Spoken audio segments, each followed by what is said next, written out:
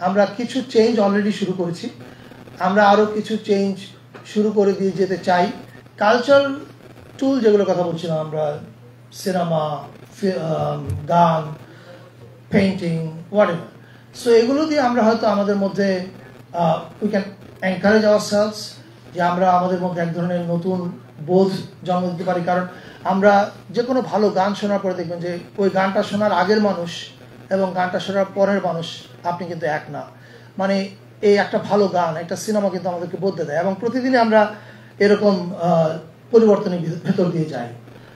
এখন এই পরিবর্তন শুধুমাত্র যে আমাদের এই কালচার টুলগুলো করতে পারে তা না, এই পরিবর্তন আসলে আমরা আমাদের যে ডে টু ডে ইন্টারাকশন করি, আমরা অন্যের সঙ্গে যখন কথা বলি তখন তাকে কতটা রেসপেক্ট করে কথা বলি, বা যে আমাকে শ্রদ্ধা করে না তার প্রতিও আমি কতটা শ্রদ্ধাবান থাকতে পারি, এই জিনিসগুলো I think is very important. Of course art and culture education is important, কিন্তু trust me, art and culture এডুকেশনে গিয়ে আপনি you learn about some tools, কিন্তু আপনার প্রকৃত শিক্ষাটা যেটা, সেটা মোর আসবে হচ্ছে আপনার ডে টু ডে ইন্টারাকশন থেকে।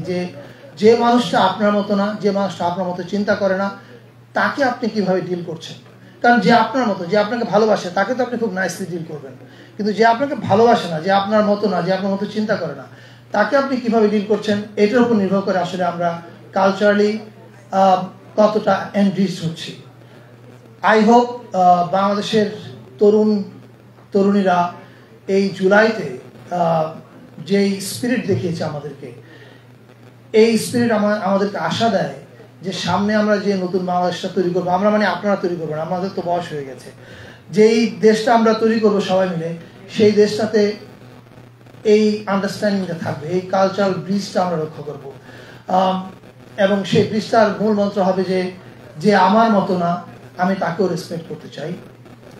আর আমি জানি না ইউনিভার্সিটিতে আর্ট অ্যান্ড কালচার এডুকেশন কি অবস্থা আছে, অফকোর্স আছে, আমি শিওর, কিন্তু আমাদের একটা পারসেপশন হচ্ছে প্রাইভেট ইউনিভার্সিটিজ মানে হচ্ছে business administration and computer science. I know it's a very wrong perception, but this is a common perception. I hope ensure, I know যে এখানে একটা সিনেমা অ্যান্ড ড্রামা ক্লাব আছে, কারণ আমি এখানে আগে এসেছিলাম একবার, এবং এখান থেকে অনেক ব্রিলিয়ান্ট স্টুডেন্ট বেরোয় এখন বিভিন্ন ফিল্ম মেকারদের সঙ্গে অ্যাপ্রেন্টিস হিসেবে কাজ করছে, আমি তাদের অনেককেও জানি। আমি বিশ্বাস করি আপনারা এখান থেকে যারা বের হবেন, অনেকেই আর্ট অ্যান্ড কালচারে বাংলাদেশে অনেক ভূমিকা রাখবেন,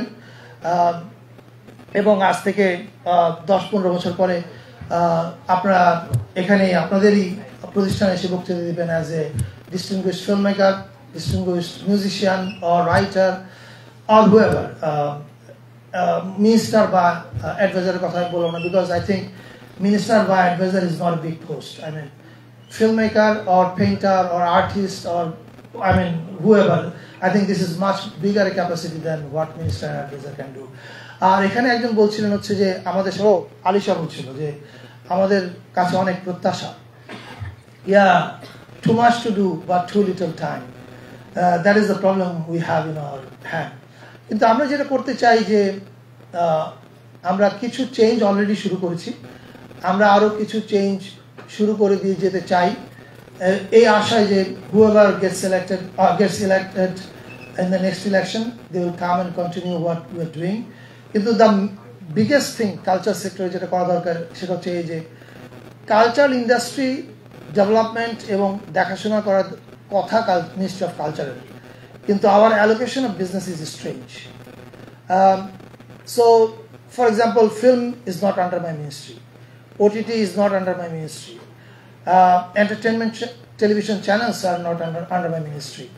কিন্তু এই তিনটা সেক্টরের লোকজন যদি ইনফরমেশন মিনিস্ট্রি পলিসির কারণে কাজ হারায়, ক্ষতিগ্রস্ত হয়, তখন এরা দুস্থ হয়ে গেলে এদেরকে সাহায্য করার দায়িত্ব আমার। You see the paradox I am dealing with.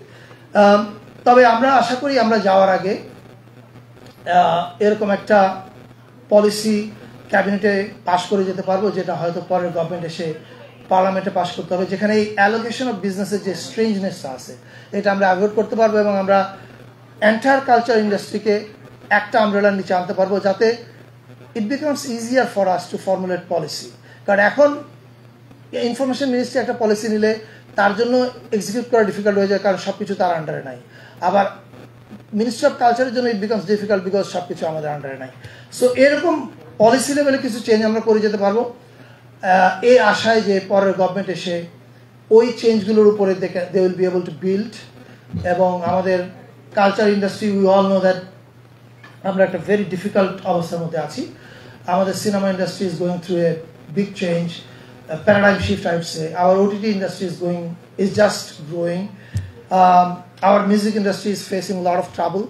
So এই জিনিসগুলো তখন একটা মিনিস্ট্রি আন্ডারে আসলে হোপফুলি একটা কি বলে 360 পলিসি করার মাধ্যমে আমরা অ্যাড্রেস করতে পারবো। আপাতত এই ছিল আমার বলবার মতো। আপনাদের সবাইকে অনেক ধন্যবাদ।